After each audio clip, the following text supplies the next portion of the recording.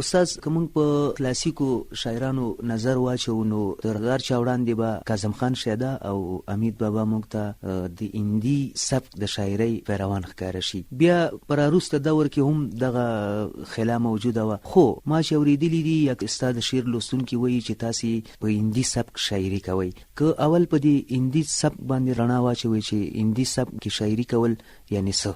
هندي سبک دوه اړخه لري، یو خو دغه د تشبیهات او تلمیحات او استعارو د دغه خبره ده، یو بل اړخ د صيغه ته واقعګویي وایي. واقعګویي هغه د چې په شعر کې خصوصا په عشقي مسایلو کې هغه خبرې یادې چې عام ولس نه وي ورته متوجه، هغه څوک پرې پوهېږي چې هغو عشق لیدلی وي، تجربه یې وي خپله، هغه ته واقعګویي وایي. هغه د خلکو ډېره خوښي. فرض کړئ زوی دې له کوره ووت، حالات خراب دي، چې څوک بیرته راګرځي سل تشویشه درته پیدا شي، دا ولې وځنډېدو ته خدا نخواسته دا واقعه نه ورپېښه، هغه نه ورپېښه، نو دې ته واقعګویي وایي. دا اتفاقا په لنډۍ کې هم وو، په هندي سبک کې هم ډېر ده. که څه هم په عراقي سبک کې واقعګویي سادي ډېره کړې ده، په هند کې خسرو کړې ده، خسرو ډیلوي، خو وروسته د هندي سبک یو جز دغه هم وګرځېدو. دا خو د هندي سبک هغه شاعران تاسو ماته یاد کړل چې په پارسي کې ډېر نوم لري. دغه د هندي سبک لارویان بیا په پښتو کې تاسو څوک راته ښودلی شئ؟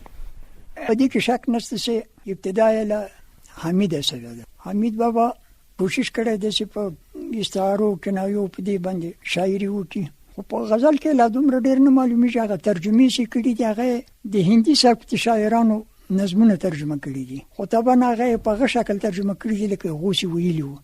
نو دته د هندي سبک اول شاعر ځکه وایي. کمال ډېر د ما په خیال په دې کې نه ده د حمید چې د هندي سبک شاعري کړې ده یا اساسي شی ده. کمال یې دا ده چې د ژبه ډېره سوچه او ستره ده او کوشش کوي چې الفاظ سره جای په جای کې هم بلاغت او فصاحت لري او هم ښایست لري الفاظ. اما چا چې هندي سبک په پښتو کې په پوره پیمانه جای کړی ده هغه کاظم خان شیدا ده. کاظم خان شیدا د هندي سبک ډېر په پښتو کې وده ورکړله، که څه هم خلک ورسره نااشنا وو تر ډېره وخته پورې چې نه لوستی دا اثر.